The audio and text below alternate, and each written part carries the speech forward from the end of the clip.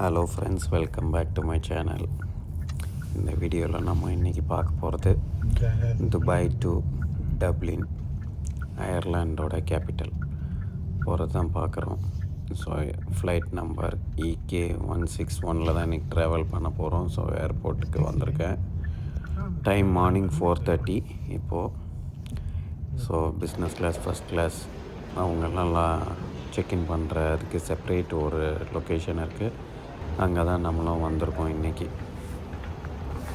So எப்படியோ நான் online check in பண்ணியிருந்தேன். அதனால் டைரெக்டாக இமிக்ரேஷன்லாம் கிளியர் ஆகிட்டு இப்போ நான் போர்டிங் கேட்டுக்கு போயிட்டுருக்கேன். 8:20 இன்றைக்கி கேட் கொடுத்துருக்காங்க. ஸோ ஏல இருக்க பிஸ்னஸ் கிளாஸ் லான்ச்சில் நம்ம போய்ட்டு கொஞ்சம் ரிலாக்ஸ் பண்ணிட்டு போகலாம். பாருங்கள், இதுதான் போர்டிங் பாஸ். ஸோ லான்ச்சுக்கு லிஃப்ட்டில் போகிறேன். லான்ச்லாம் வந்தாச்சு. இது பாருங்கள் எவ்வளோ பெருசாக இருக்குது பாருங்கள் பிஸ்னஸ் கிளாஸ் லான்ச்சு. ஸோ காலையில் இப்போ கிளம்ப போகிறேன். 7:25 ஃப்ளைட்டு. 7 o'clock ஆகுது இப்போது. ஸோ கேட் 5 நிமிஷத்தில் மூடிடுவாங்க. அதனால் லாஸ்ட்டாக வந்துட்டேன். பாருங்கள், நல்லா ஒரு 6:45 வரைக்கும் நல்லா தூங்கிட்டு 6:45 பிரேக்ஃபாஸ்ட் சாப்பிட்டுட்டு 7 o'clock வந்தாச்சு கேட்டுக்கு. ஸோ போர்டிங் ஆகிட்டுருக்கேன். ஒரு A380 எடுத்துகிட்டு போகிறேன் ஒரு வண்டி. ஸோ இதான் நம்ம இன்றைக்கி ட்ராவல் பண்ண போகிற flight. Front tyre Ooty car tyre மாதிரி பார்க்குறதுக்கு. சீட் வந்துட்டாச்சு friends. 44A seat number as usual பேக்கில் போயாச்சு. இது ஃப்ளைட்டோட ரூட் பார்க்குறது.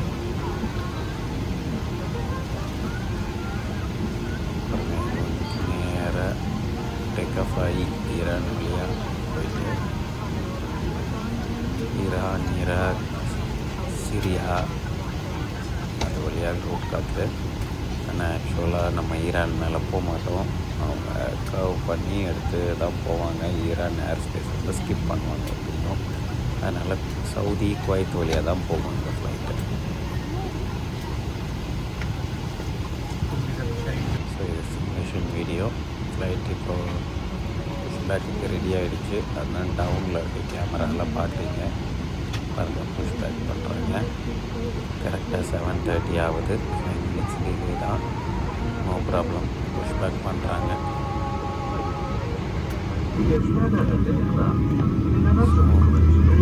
ஒரு பெரிய தப்பு பண்ணேன். என்னன்னா, ஃபோனோட சார்ஜரை எடுத்துகிட்டு வரல. எந்த ஒரு சார்ஜரை எடுத்துகிட்டு வரல. அதனால் எனக்கு நிறைய வீடியோஸ் எடுக்க முடியாது. ஏன்னா ஃப்ளைட் டைமிங்கே 8 hours. அதுக்கப்புறம் நான் இடத்துக்கு போகிறதுக்கு ஏர்போர்ட்லேருந்து ஒரு 3 hours. ஆல்மோஸ்ட் ஒரு 11 to 12 hours ஃபோன் சார்ஜ் இருக்கணும், சார்ஜ் பண்ணாமல். அதனால் இன்றைக்கி கொஞ்சம் தான் வீடியோ எடுக்க போகிறோம். இங்கே பாருங்கள், நமக்கு ஃப்ளைட் ரன்வேக்கு போகுது. மார்னிங்னால நிறைய க்யூ இருக்கும். ஆனால் இப்போ இந்த வாரனால அவ்வளோ ஃப்ளைட்ஸ் போகல. பட் இருந்தாலும் நீங்கள் நிறைய A380 டிபார்ச்சர் ரெடியாகிறத பார்க்கலாம். எப்போவுமே மார்னிங் நிறைய A380 டிபார்ட் ஆகும். யூஎஸ்க்கு, UK, இந்த மாதிரி நிறைய Europe destinations morning A380 depart ஆகும். பாருங்கள் எவ்வளோ பார்த்தீங்கன்னா இன்னும் நிறைய ஆல்ரெடி நம்ம போடிச்சு. நான் சார்ஜை சேவ் பண்ணணுன்றதுக்காக நிறைய எடுக்கல. இப்போ வரது மட்டும் நான் எடுத்துருக்கேன். ஸோ இப்போ நீங்கள் நிறைய A380 பார்த்துருக்கீங்க. நம்ம பார்த்தோம்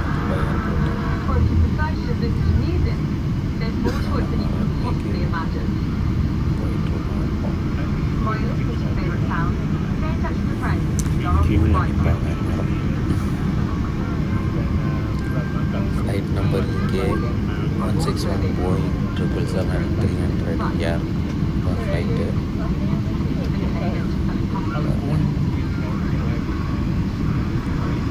அடுத்து நம்ம தான் டிபார்ட் ஆகும்னு நினைக்கிறேன். முன்னாடி இருக்க ஃப்ளைட்டு போகிறதுக்கு முன்னாடி.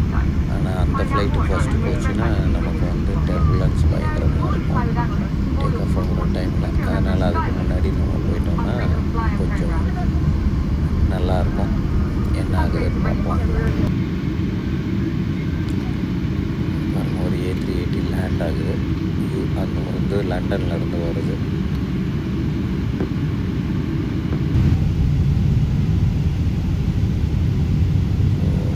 நாங்கள் விங்ஸுக்காக மறக்கிடுச்சு. ஸோ ஃப்ரண்ட் கேமராவில் பார்க்குற மாதிரி தான் அது வந்துடுச்சு பாருங்கள்.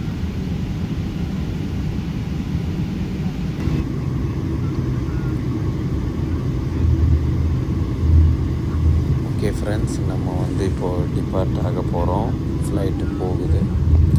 டேக் ஆஃப் என்ஜாய் பண்ணுங்கள். டேக் ஆஃப் ஆகிட்ட பிறகு நான் வந்து பேசுகிறேன். பாருங்கள், அடுத்த A380 லேண்ட் ஆகுது. சும்மா நிறைய A380 பார்க்கணுன்னா துபாய் ஏர்போர்ட்டில் மார்னிங் இந்த டைமில் இருந்தீங்கன்னா நிறைய பார்க்கலாம். ஒரு 7 o'clock போல் வரணும். அடுத்த ஃப்ளைட் லேண்ட் ஆகுது.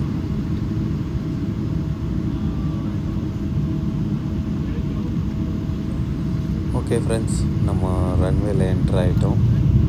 டேக் ஆஃப் முடிச்சுட்டு நான் பேசுகிறேன்.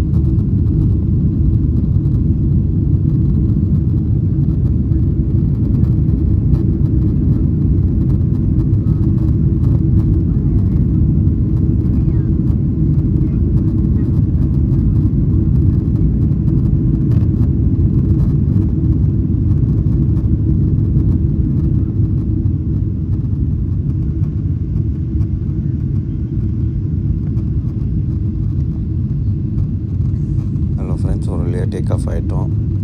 லெஃப்ட்டில் பார்த்தீங்கன்னா இன்ஃபினிட்டி பிரிட்ஜ் எல்லாம் இருக்குது பாருங்கள். ஸோ ட்ரைடாக்கு, துபாய் ட்ரைடாக் சொல்லுவாங்க. கப்பல் எல்லாம் ரிப்பேர் பண்ணுற இடம், இல்லைனா சர்வீஸ் மெயின்டெனன்ஸ் சர்வீஸ் பண்ணுற இடம் இது பாருங்கள். இங்கேருந்து அப்படியே லெஃப்ட் திரும்புது பாருங்கள். ஸ்ட்ரைட்டாக போனால் ஈரான் வந்துடும். அதனால் லெஃப்ட்டு திரும்பி போகிறாங்க. அப்படி லெஃப்ட்டு திரும்பினா கண்டிப்பாக நம்ம வேர்ல்டு மேப் பார்க்குறதுக்கு நல்லாவே சான்ஸ் இருக்கும். அங்கே பாருங்கள், சின்ன சின்ன ஐலாண்டு இதெல்லாம் மேன்மேடு தான். பாருங்கள் எவ்வளோ ஆங்கிளில் 8 degrees ஏறுது. நார்மலாக அது 2ல் இருக்கும், 8ல் இருக்குது. இப்போ ஏறிட்டு இருக்கனால இங்கே பாருங்கள் வேர்ல்டு மேப்பு ஐலாண்டு தெரியுது. ஸ்கை வந்து கொஞ்சம் ஏர்லி மார்னிங்னால வெயிலும் கொஞ்சம் புகை மூட்டமாக இருக்குது. அதனால் கிளியராக தெரிய மாட்டேங்குது கேமராவில். பட் நேக்கட் ஐயில் நல்லா தெரியுது. ஸோ இதான் வேர்ல்டு ஐலாண்டு. சில ஐலாண்ட்ஸ்லாம் பார்த்தா கன்ஸ்ட்ரக்ஷன் போயிட்டுருக்கு. கொஞ்சம் தூரம் வந்தால் இது வந்து 3 ஐலாண்டு பாருங்கள். 3 ஷேப்பில் இருக்குது பாருங்கள். 3 ஐலாண்டு.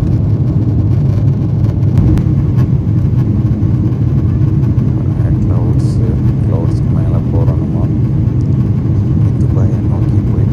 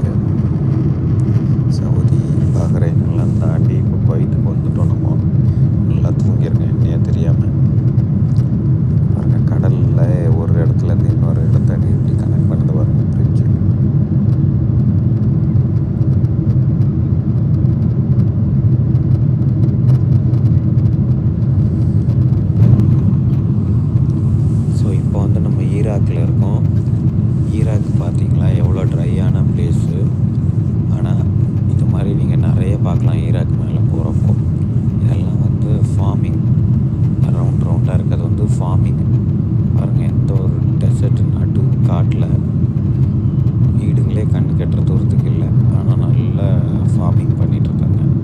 ஈராக் மேலே போகிறப்போ இது வந்து பார்க்குறதுக்கு கண்கொள்ளா காட்சியாக இருக்கும். பாருங்கள் எப்படி பண்ணுறாங்க பாருங்கள். நம்ம ஊர்லெலாம் ஸ்கொயரில் பண்ணுவாங்க, ஸ்கொயராக இருக்கும் நம்ம லேண்டு. ஆனால் இங்கே பார்த்திங்கன்னா ரவுண்டாக பண்ணியிருக்காங்க. பிரேக்ஃபாஸ்ட்டும் வந்துச்சு, மீட் டைம். நான் வந்து ஒரு சாண்ட்விச் வாங்கினேன், எக் சாண்ட்விச். அது கூட வந்து ஒரு யோகட், அதுக்கப்புறம் பன்னெல்லாம் கொடுத்துருக்காங்க, கேக்கு. ஸோ இங்கே பாருங்கள், ஈராக்கில் இன்னொன்று நம்ம அதிசயமாக பார்க்கலாம். நடு டெசர்ட்டில் ஒரு ஆறு போகும். அந்த ஆறுக்கு 2 சைடில் மட்டும் க்ரீனரியாக இருக்கும், ஃபார்மிங் பண்ணி. ஸோ இது வந்து ஈராக் மேலே போகிறப்ப இந்த ரெண்டும் ரொம்ப அதிசயமாக இருக்கும். இந்த தண்ணி எங்கேருந்து வருது தெரியல, ஆனால் இது வந்து 2 முக்கியமான ரிவர் போகுது ஈராக்கில், யூப்ரட்டிஸ் அண்டு டைக்ரிஸ். 2 ரிவர் போகும். அந்த 2 ரிவரும் நம்ம பைபிளில் நீங்கள் படிச்சிங்கன்னா இருக்கும். ஸோ இது வந்து அதில் வந்து ஒரு ரிவர், இது யூப்ரட்டிஸ் ரிவர். ஸோ இது பாருங்கள் எவ்வளோ டெசர்ட்டுக்கு நடுவில் இது போகுது, ஆனால் அதுக்கு நடுவில் பச்சை பசேல்னு இருக்கு பாருங்கள் 2 சைடும். மற்ற இடத்துல எல்லாம் திருப்பியும் காஞ்சி மண்ணெல்லாம் இருக்கும். இந்த ஆற்று ஓரத்துக்கெல்லாம் மட்டும் ஃபுல்லாக க்ரீனரியாக இருக்கும். ஃப்ளைட்லேருந்து பார்க்கப்போ ரொம்ப பியூட்டிஃபுல்லாக இருக்கும். வீடியோவில் எப்படி தெரியுதுன்னு தெரியல.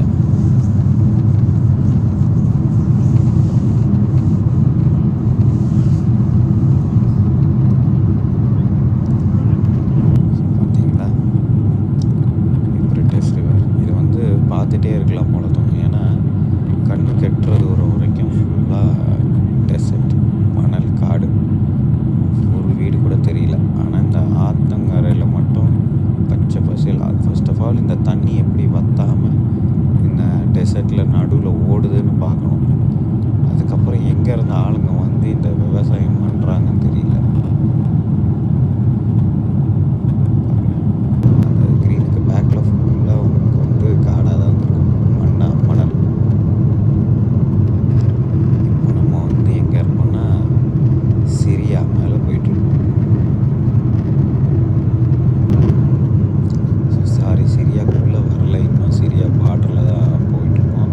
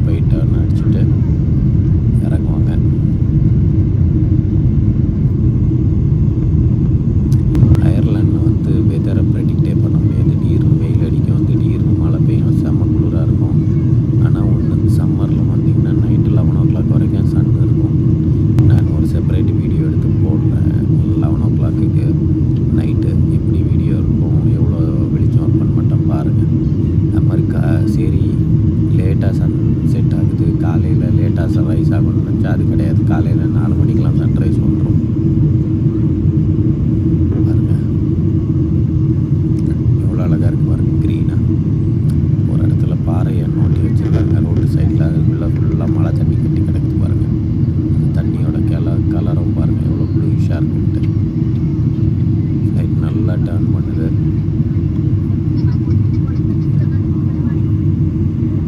பாருங்கள் ஃபுல் யூட்டர்ன் அடிக்கிறாங்க. ஸோ நான் சன்னை பற்றி பேசிகிட்டு இருந்தேன். சம்மரில் வந்தீங்கன்னா காலையில் 4 o'clockக்கெல்லாம் சன்ரைஸ் ஆகிடும். சன்செட் வந்து ஈவினிங் 11 கிட்ட ஆகும். அதனால் சுற்றி பார்க்குறதுக்கெல்லாம் நல்ல டைம் கிடைக்கும். ஆக்சுவலாக நீங்கள் இந்த மாதிரி லொக்கேஷன்ஸ் லாக் பண்ணுற லொக்கேஷன்ஸ் வந்து டைமிங் இருக்க லொக்கேஷன்ஸ் வந்து 5 o'clock 6 o'clock கவர் பண்ணிவிட்டு, ஃப்ரீ லொக்கேஷன் ஓப்பன் லொக்கேஷன்ஸ் எல்லாம் வந்து 6 o'clockக்கு மேலே நீங்கள் போங்க. ஏன்னா எப்படியும் சன்னு வந்து லேட் நைட் இருக்கனால நீங்கள் எவ்வளோ தூரம் நேரம் வேணுமோ டைம் எடுத்து பார்க்கலாம். இந்த மாதிரி பஸ் ஃபெசிலிட்டிஸ் கூட இருக்கும். அதனால் எந்த ஒரு பிரச்சனையும் கிடையாது. அதே மாதிரி வின்டரில் வந்து பார்த்திங்கன்னா லேட்டாக ரைஸ் ஆகி சீக்கிரமாக செட் ஆகும். அதுதான் இங்கே இந்த மாதிரி வெதர் ப்ரெடிக்ட் பண்ண முடியாதனால எப்போ பார்த்தாலும் ஒரு பிளாக் ஒரு கோட்டு அந்த மாதிரி ஒரு ரெயின் கோட்டோ ஒரு ஜாக்கெட் ஏதாவது